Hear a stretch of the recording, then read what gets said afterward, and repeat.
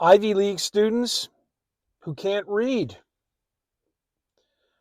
you're not familiar with what the Ivy League is, it's the elite universities in the United States.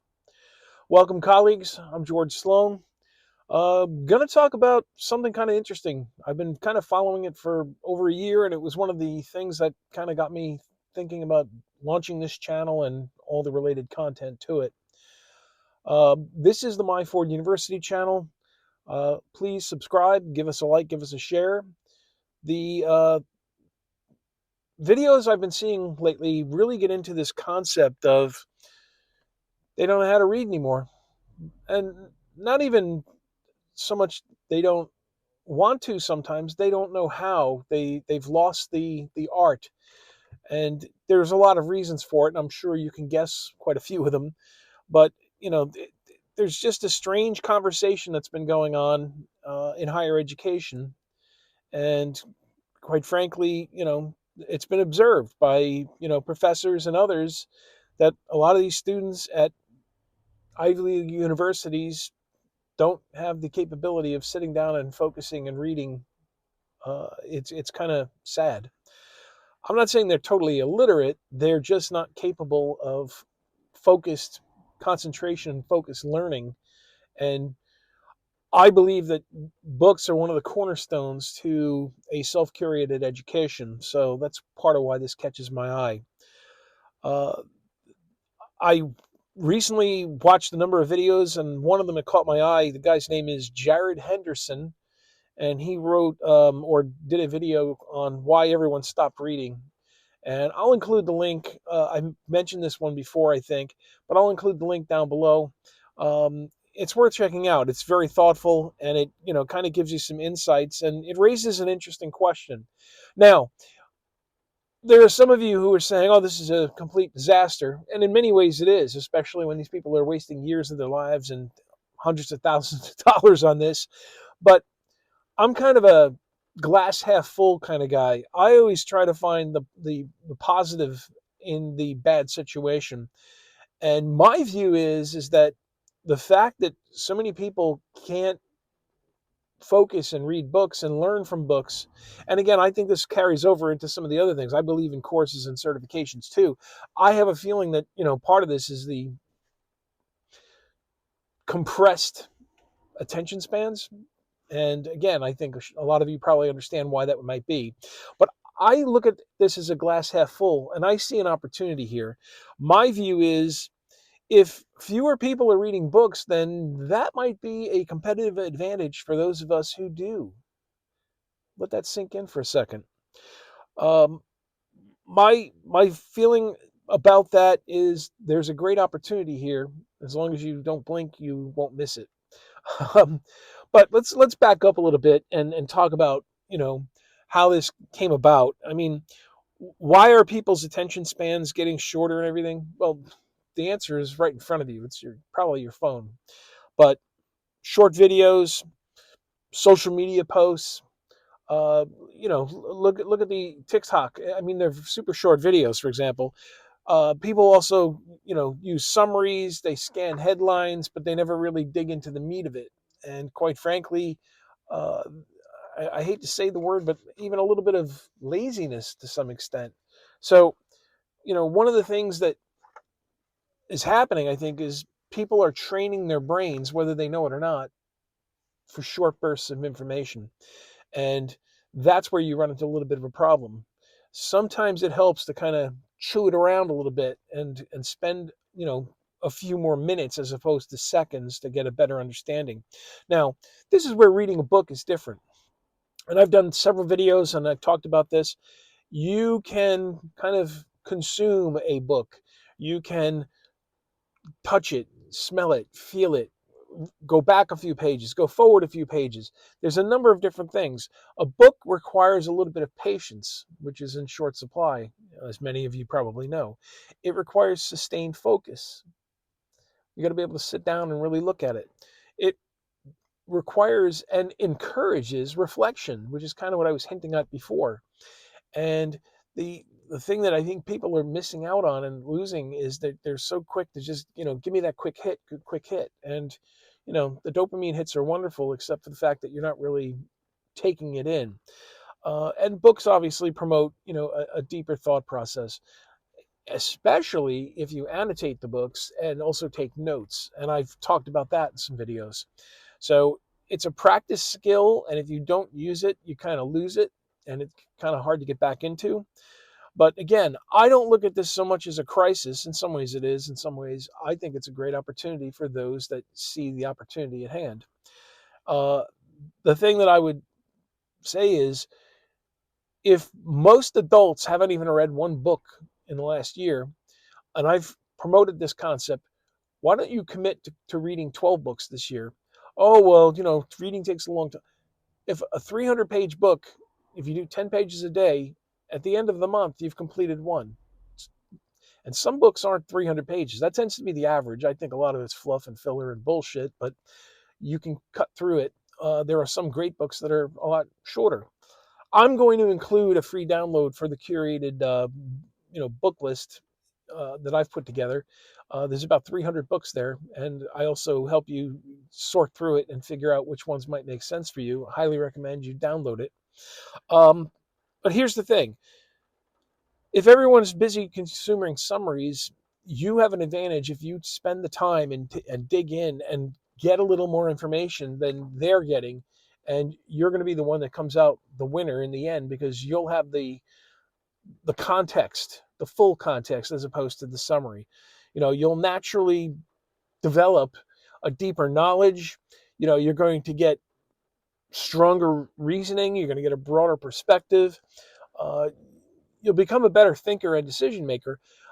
And I've mentioned too that by reading books, you'll sometimes see other books referenced or mentioned, and that's where I find my next book. Because again, I kind of look at it as a path that you can kind of go down several avenues, and that book is built on a foundation of other knowledge and books and information.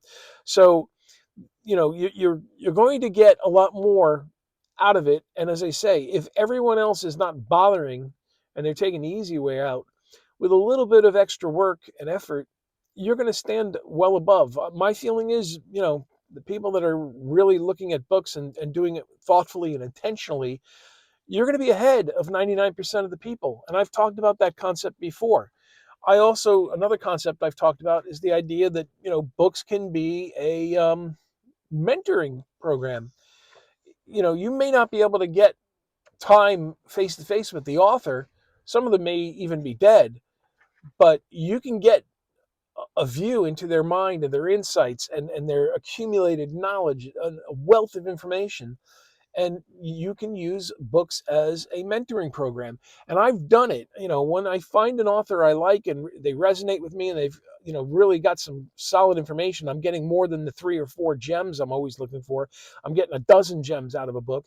I'll go get their other books, because again, I want to get the full body of knowledge. I want to take everything they've got and put it into my toolkit. Um, you know, Look at it as a mentorship program. Again, I've got a video where I mentioned this. I talk about it a little bit, but imagine for a moment, thinking of mentors, being able to spend time with a great entrepreneur. Think about being able to spend time with a historian. There are people who, some are alive, some are dead, but their wisdom is right there, and it's something you can carry in your hand. You just have to spend the time to go through it. What if you wanted to get the ideas and insights from a strategist or from a psychologist? That's what reading books actually gives you an advantage. You're able to get into their minds and get into their approaches to things, and it makes you bigger, better, and stronger. Um, it will sometimes compress years of someone's knowledge and insights into just a few hours or a few days of your time, and you get it all. You get the benefit right then and there, not 10, 20 years. Um, let's talk about how it gives you a real advantage, okay? Uh, this is the really interesting part, and this is where, with fewer people reading books, those who do read naturally are going to stand out. And when you can quote and reference something and apply it and source it in something, It gives credibility to your arguments. It gives credibility to your positions and the strategies or paths or techniques that you are promoting. So one of the let me give you a few ideas. Um, some of the benefits that you're going to have, that you're going to be ahead of everyone on, is this. You're going to see patterns that other people will miss. You're going to connect ideas across fields. I've talked about this concept before too, of cross pollinating your learning. Don't just get so laser focused into one thing. Combine it. Be a little broader in perspective. Be very specialized in some things, but be broad in others. It'll help you think more clearly about complex problems. It may give you a unique or novel approach to something. It will also help you communicate your ideas better and more persuasively, because as I mentioned earlier, just a few moments ago, you'll be able to back up what you're saying and you'll be able to cite sources. Uh, so it's not like you're doing something that is necessarily untested. Uh, and in general, overall, you're going to learn how to think better.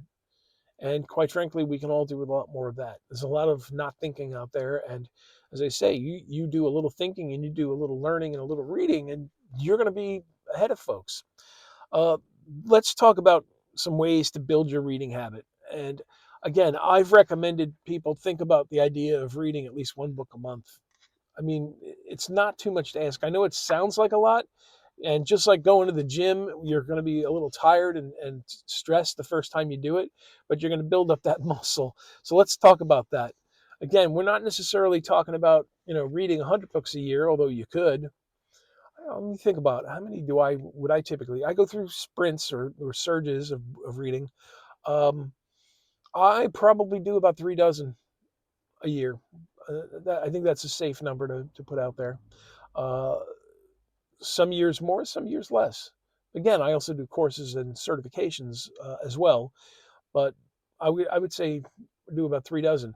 But it's not asking too much to sit there and say, let's focus on 12 books, one a month. 10 pages a day get you through a 300-page book in a month.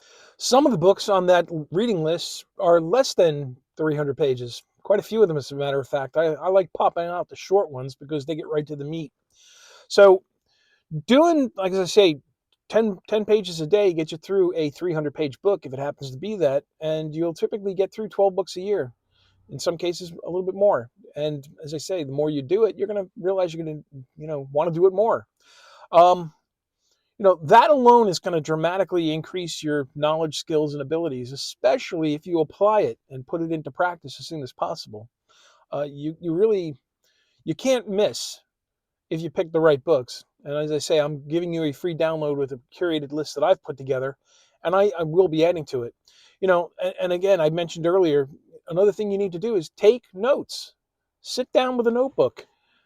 Take notes so that you remember what it is you want to look at, and or highlight and take notes inside the book, annotate it, get your thoughts down, your reactions to certain things, so that when you go back and scan through it again, you can be refreshed of what it was that sparked you that moment.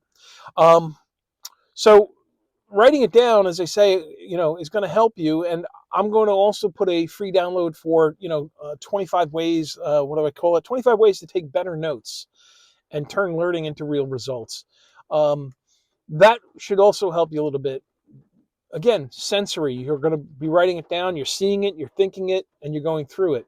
Um, you know, if, as I say, if everyone is not taking the time to read books and expand their mind, and they're just doing the quick dopamine hits, you've got a serious advantage on your hands. You just need to take advantage of it. So let me say this: instead of worrying about whether or not people are reading less, which it is disturbing, I would think about what it means to you. Be a little selfish about it. I think because fewer people are going to be able to read deeply, it's going to become obvious that they're very shallow and they have no real depth of knowledge. And quite frankly, that's going to be a real advantage for people that decide to develop it, like you. You can develop it. You can go further. Uh, you're going to be able to think clearer. You're going to have more skills, tools, techniques, and things in your tool bag that are going to give you an advantage. Again, whether it be your career, your business, or in your life, um, you're going to basically, be far better off than 99% of people. I mean, that's really what it comes down to. Uh, let their laziness and lack of, motivation be your superpower. You turn around and do it. What's the expression? Um, hard work beats talent every time when talent doesn't work hard. Think about that one. Uh, Also, I want you to remember what we say around here all the time: learn it fast and apply it faster, because that's how you get to results. So, with that, I want to thank everyone. I appreciate you tuning in. If you're a returning visitor, thank you for coming back. If you're new, if you're interested in this kind of material, subscribe to the channel, give us a like and a share. Consider looking at the sub channel, which is the MBA Accelerator channel, which is more MBA focused. But we've got a whole spectrum of things that we're going to be putting forth, more so in the near future, because I've kind of built the foundation of what the mindset and philosophy is. Now I want to get more into the nitty gritty, and that's why I'm focusing on specific techniques and things that need to be done, including game plans, career game plans, alternatives to traditional higher education, ways to self-curate your education, and of course, lifelong learning and improvement, whether it be for business, career, or your personal life. With that, again, thank you. We'll see you the next time.